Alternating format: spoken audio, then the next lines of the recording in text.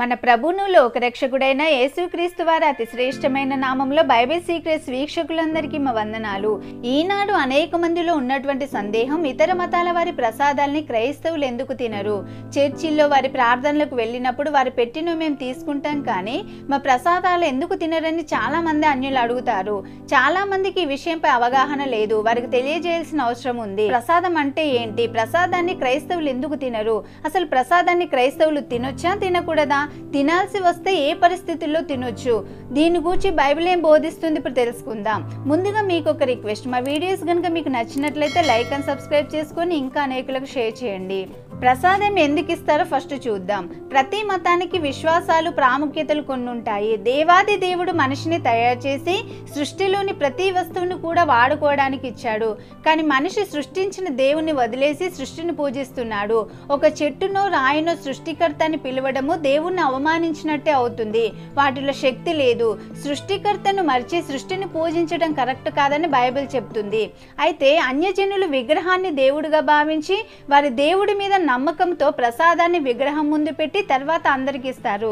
దాన్ని తింటే పుణ్యం వస్తుందని, ఆరోగ్యంగా ఉంటామని, ఆయుష్ పెరుగుతుందని ఇలాంటి నమ్మకం వారికి ఉంటుంది. ఎవరైనా ప్రసాదాన్ని ధిక్కరిస్తే శాపంగా భావిస్తారు. ఎంతో భక్తితో వాళ్ళు దాన్ని తీసుకుంటారు. కాబట్టి వారి భక్తిని మనం గౌరవిద్దాం. అయితే అంత భక్తి భావం క్రైస్తవులకు ఉంటుందా? క్రైస్తవులు వారి దేవుళ్లను నమ్మి విశ్వసిస్తే తీసుకోవచ్చు, కానీ విశ్వాసం లేనిది తీసుకుంటే నెగిటివ్ ఇంపాక్ట్ చూపే అవకాశం ఉంటుంది. కాబట్టి దానిని మీరు భుజింపవద్దని బైబిల్ చెప్తుంది. దేవుడు ఆత్మ, ఆయన ఆత్మ ద్వారా ఆరాధించాలి. ఆయన్ని వేరే రూపంలో మలుచుకోకూడదని బైబిల్లో వ్రాయబడింది. అలాంటిది విగ్రహానికి అర్పించి వాటి ముందు పెట్టినవి మనం ఎలా తీసుకుంటాం? అన్యులకి ప్రపంచంలో ఉన్న ప్రతిదీ దేవుడే, కానీ క్రైస్తవులకి ఒక్కడే దేవుడు. ఆయన విగ్రహం చేయొద్దన్నాడు. ఆ విగ్రహాల్లో దేవుడు లేడని, బైబిల్ ద్వారానే మోక్షమని క్రైస్తవుల నమ్మకం. అందుకే దానియేలు, షద్రక్, మేషక్, అబేద్నెగోలు ఈ విగ్రహాలకు అర్పించిన ఆహారం తినమని డైరెక్ట్గా చెప్పేశారు.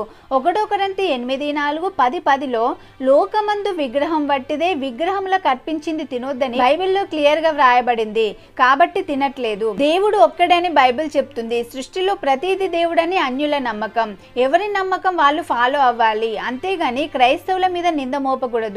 మీ గ్రంథాలు వద్దంటే మీ గ్రంథం చెప్పింది ఫాలో అవ్వండి. బైబిల్లో తినకూడదని ఉంది కాబట్టి మీరు క్రైస్తవుల్ని బలవంతం చేయకూడదు. మీరు తినే బియ్యం రైతు పొలంలోనే పండినవే, ప్రసాదంగా ఇచ్చే పులిహోర కోసం వాడిన బియ్యం రైతు పొలంలోనే పండినవే. ఆ రెండింటికి తేడా ఏంటని అడుగుతారు. మీరు అన్నం ముద్ద ఇస్తే ఒక చేతితో తీసుకుంటారు, అదే ప్రసాదం ఇస్తే భక్తితో 2 చేతులతో తీసుకుంటారు. రెండిటికి తేడా ఏంటి? అన్నం మామూలుగా తింటారు, ప్రసాదం కళ్ళకద్దుకొని తింటారు. ఎందుకు? అన్నం మిగిలితే డ్రైనేజీలో పడేస్తాం, అదే ప్రసాదం పడేస్తారా? లేదు కదా.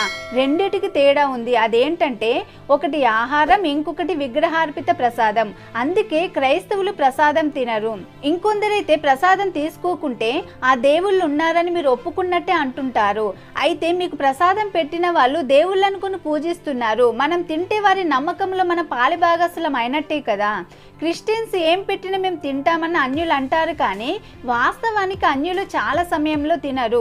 ముఖ్యంగా కార్తీక మాసంలో హిందువులు మాంసాన్ని తినరు, ఓన్లీ వెజిటబుల్ ఐటమ్స్ తింటారు. అలాంటప్పుడు ఎవరైనా ఇంటికి వెళ్తున్న, ఫంక్షన్స్కి వెళ్తున్న తింటారా? లేదు కదా. కార్తీక మాసం మేము తినమంటారు. అప్పుడు వాళ్ళని తప్పు పడతారా? ఎందుకు తినరా అని అంటారా? అనరు కదా. అలా అంటే తప్పు కదా. అది వాళ్ళ విశ్వాసం, అందరు గౌరవించాలి.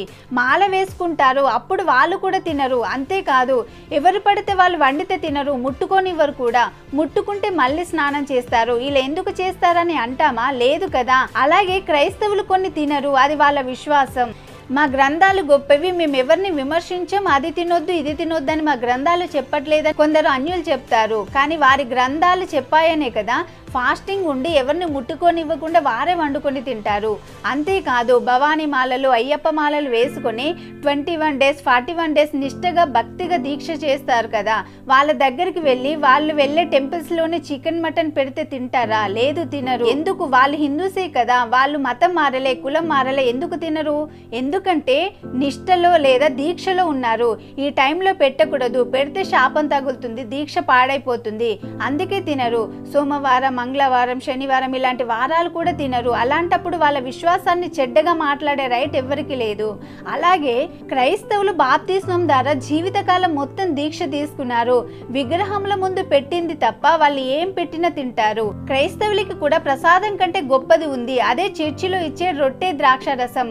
అది అతి ప్రాముఖ్యమైనది. దాన్ని అందరికి ఇవ్వరు. బాప్తిస్మం తీసుకొని మార మనసు పొంది ప్రార్థన చేసుకొని భక్తిగా ఉంటేనే తీసుకోవాలి, లేదంటే ఎట్టి పరిస్థితుల్లో తీసుకోవద్దని బైబిల్ చెప్తుంది. లేదంటే పొరపాటున క్రైస్తవులకు కూడా ఇవ్వరు. కాబట్టి మీ పూజది మీరు తినండి, కావాలంటే మీరు పెట్టే పప్పన్నం మేము తింటాం.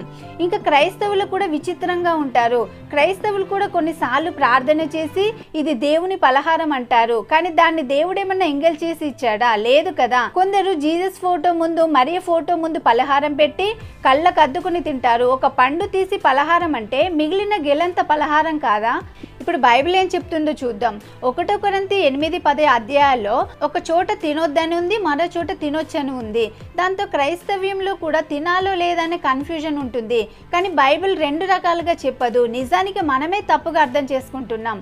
పౌలు గారు ఇక్కడ చెప్తున్నది ఏంటంటే, విగ్రహములకు అర్పించినంత మాత్రాన, ప్రసాదాలు తిన్నంత మాత్రాన మీకేమి నష్టం లేదు, వాటిలో ఏమి లేదు, మీకేమి కాదు. కాకపోతే వాటి యొక్క విశ్వాసం అనేది అందులో కనిపిస్తుంది, కాబట్టి వాటిని తినొద్దని చెప్తున్నాడు. నిజానికి బైబిల్ విగ్రహార్పితాన్ని మరియు విగ్రహారాధనని ఎప్పుడు సపోర్ట్ చేయదు. కొన్ని క్లిష్టమైన పరిస్థితులు ఉంటాయి. అలాంటి పరిస్థితుల్లో మీరు తిన్నంత మాత్రాన తప్పేం కాదని, పరలోకం చేరకుండా అడ్డుగా ఉండదని చెప్తున్నాడు. అంతేకాని క్రైస్తవులు ఎవరైనా విగ్రహార్పితం తినొచ్చని ఆయన ఉద్దేశం కాదు. మీరు 1 కొరింథీలోని అధ్యాయాలు క్లియర్ గా చదవండి, మీకు అర్థమవుతుంది.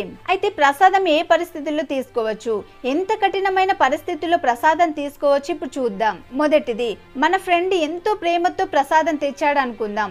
మీరు వారికి చెప్తే అర్థం చేసుకుంటే ఓకే, లేదంటే వాళ్ళు బలవంతం చేస్తే ఫ్రెండ్షిప్ తెగిపోతుంది అనుకుంటే ఆ ప్రసాదాన్ని తీసుకొని ప్రే చేసుకొని తినండి, అది పాపం కాదు. మీ ఫ్రెండ్కి చెప్పండి, జనరల్గా నేను ఇలాంటివి తీసుకోను, బట్ నువ్వు బాధపడతావని తీసుకుంటున్నానని చెప్పి తీసుకోండి. దాంతో వారికి అర్థమవుతుంది, నెక్స్ట్ టైం మీకు ఇవ్వరు.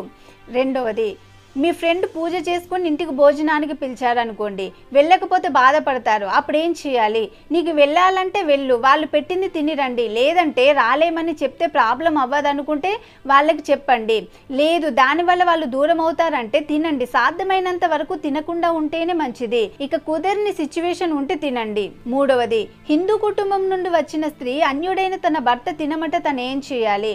1 కొరింథీ 8:8లో తినినా తినకపోయినా భోజనమును బట్టి దేవుడు క్యారెక్టర్ని డిసైడ్ చేయడని అంటున్నాడు. మీ ఇంట్లో నీ భర్తకి ఇష్టం లేదన్నప్పుడు అలాంటి సిచ్యువేషన్లో మీరు తిన్నంత మాత్రాన దోషులుగా ఎంచబడరు. మన పరిస్థితులను బట్టి తీసుకోవాలా లేదో చూసుకోండి. వెజిటేరియన్ దగ్గరికి వెళ్ళి నాన్ వెజ్ తినమని ఫోర్స్ చేస్తే కరెక్ట్ కాదు కదా. అలాగే ప్రసాదం విషయంలో కూడా అంతే. వారు ప్రేమగా ఇస్తే మీరు కూడా అంతే పొలైట్గా సారీ అండి నేను తిననని చెప్పండి, మూర్ఖంగా చెప్పకండి.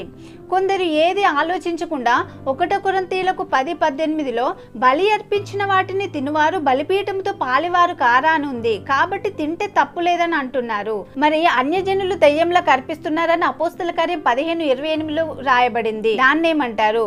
ప్రకటన గ్రంథం 2:20లో విగ్రహార్పితం తినొద్దని ఉంది. విగ్రహార్పితం తినమని చెప్పేవారి బోధ మోసమని వ్రాయబడింది. కాబట్టి నిజ క్రైస్తవులు కుదిరినంత వరకు విగ్రహార్పితాలకు దూరంగా ఉండండి. తిన్నా పర్వాలేదన్నారని రోడ్డు మీద వెళ్తుంటే ఆపి మరి ప్రసాదాలు పెడితే తినేయడం అండ్ రిలేటివ్స్ వాళ్ళ దేవుల దగ్గర పెట్టినవి తెస్తే బాగుందని తినడం తప్పు. బైబిల్ ప్రకారం నడవాలి, మన సొంత ఆలోచన ప్రకారం కాదు. అలాగైతే దేవుని తీర్పు పొందుతాం. నిజానికి క్రైస్తవులుగా మనం ఎందుకు తినమో వారికి చెప్తే వారు అర్థం చేసుకుంటారు. కానీ క్రైస్తవులకి ఎందుకు తినరో తెలియదు. అలాంటప్పుడు అన్యులకి ఏం చెప్తారు? మనం ఎవరిని బలవంతం చేయకూడదు. వాళ్ళ గ్రంథాల్ని వాళ్ళని పాటించనివ్వండి, మన గ్రంథాల్ని మనం పాటిద్దాం. దేవుడు మిమ్మల్ని దీవించును గాక. ఆమేన్.